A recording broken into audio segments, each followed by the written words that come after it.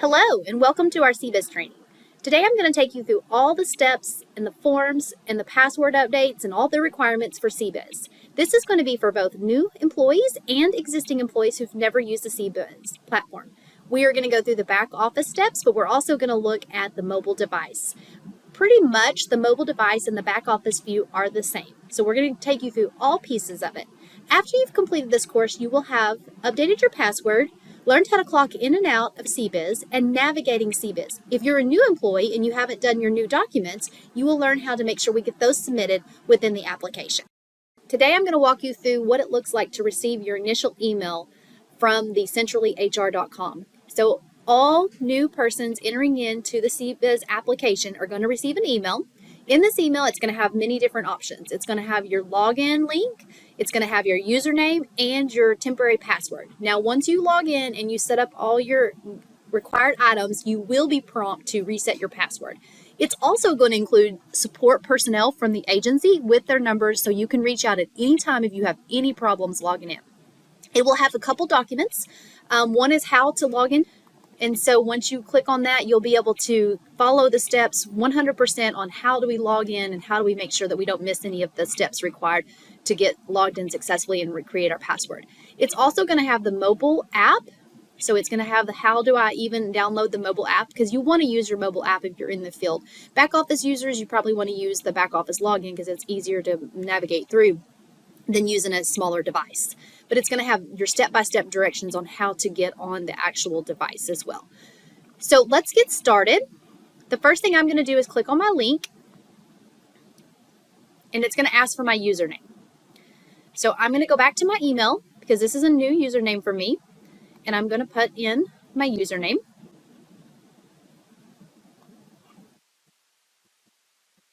And then I'm going to go put in my temporary password. You can copy and paste or you can retype it, either way. I'm just going to copy and paste.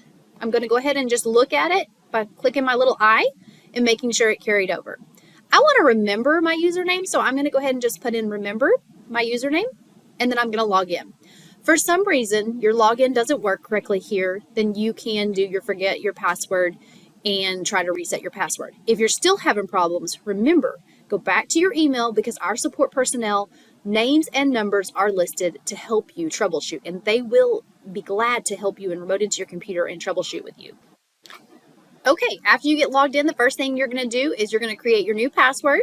So you're going to put your new password in, and you're going to have the old one. So I have copied and pasted it from my email. So I've checked it, made sure it's right, and now you're going to need to put your new password in. It will tell you if the criteria is not met because it'll stay in red until the criteria is met. So you're going to know immediately if your criteria is good, and you can see that mine is not good. So I'm going to go ahead and change it and make sure that I get one that will meet the criteria that our passwords have to be set up on. And just to make sure that everybody knows what that criteria is, that is going to be has to contain 15 characters and have at least one of each of the following: a capital letter, lowercase letter, or a number or symbol. So that's going to be your password criteria. And like I said, once you type it in, if you don't meet the criteria, it's going to tell you what that has to be. So we're going to try a different password. So you can see now it's going to be populating where this one should work.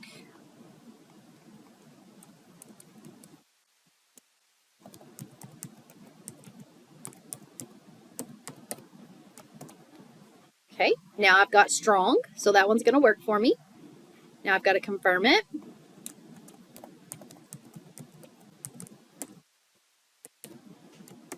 And now I should be able to log in. I can look at these passwords if I want to, just to make sure they match and make sure that that's what I wanted and that's what I projected to have. Or I can just go right on through and do a change password. For any reason it doesn't match, it's going to kick it back to you and show that to you. Okay. Now I have logged into my back office and I have my welcome. And so you can see that I have many options on my screen.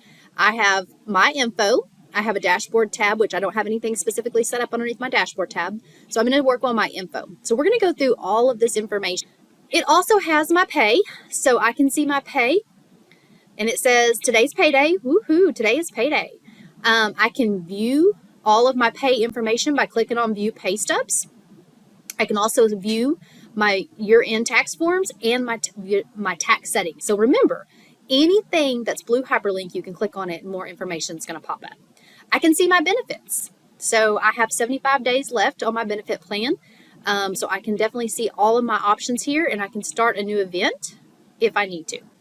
So I have my mailbox, and so my mailbox will show me my to-do items and then my checklist. So in my mailbox, I'm going to have just a couple things. For me, I'm a new hire, so I've started the onboarding, and I'm going to have all my items here for me to open up and go through. I'm going to start right here because this is a great starting point. So this is my to-do list. So my first thing that's come to me is my I-9 form. So I'm going to go ahead and just start so we can fill this out. It's going to bring up the document, and this is all going to be for me to be able to put in my information so it's fillable.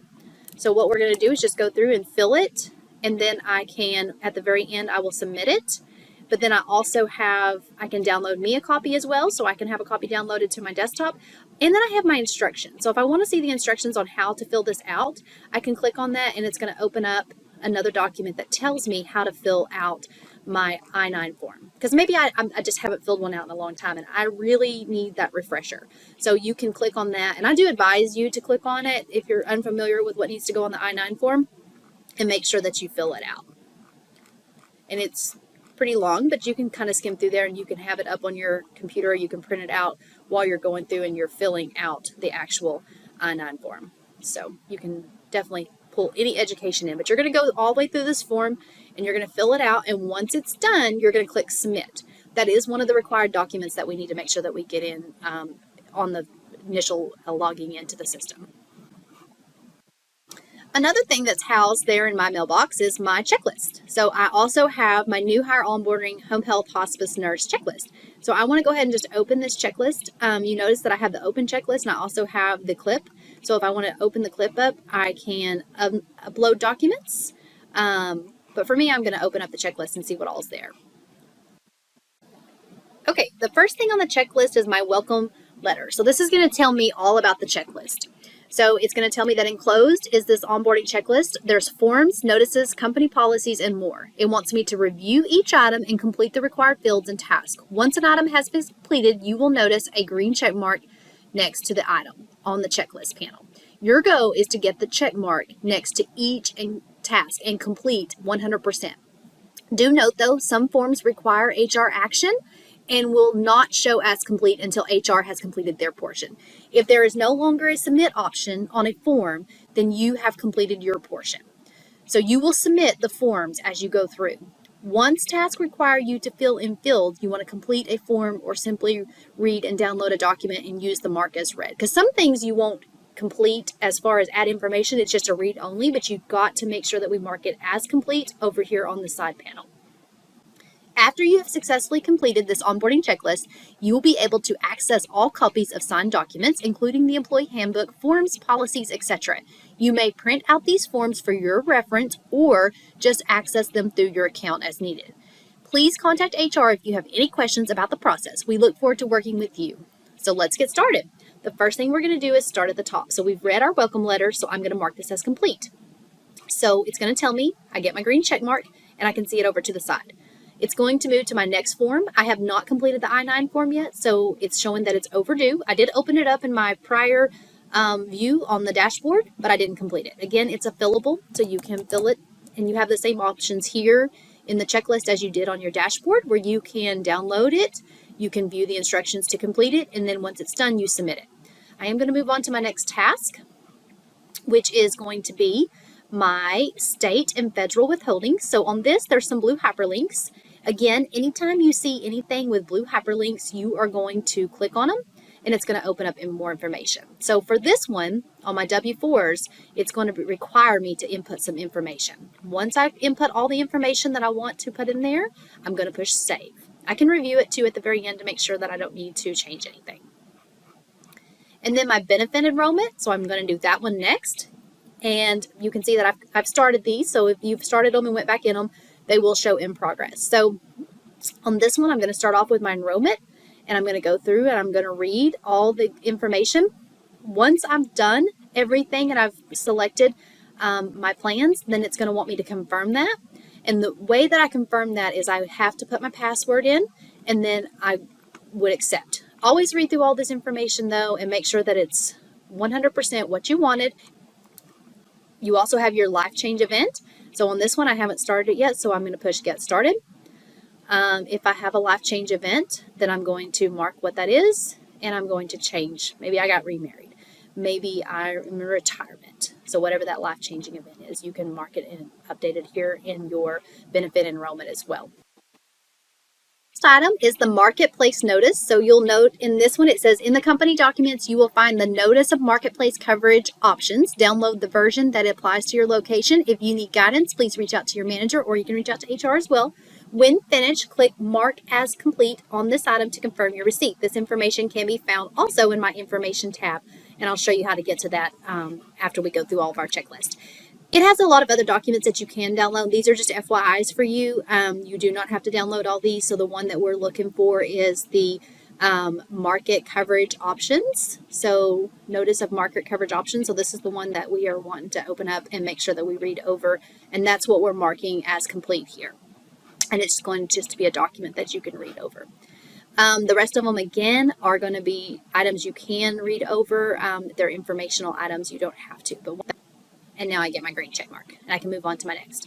My next is my direct deposit.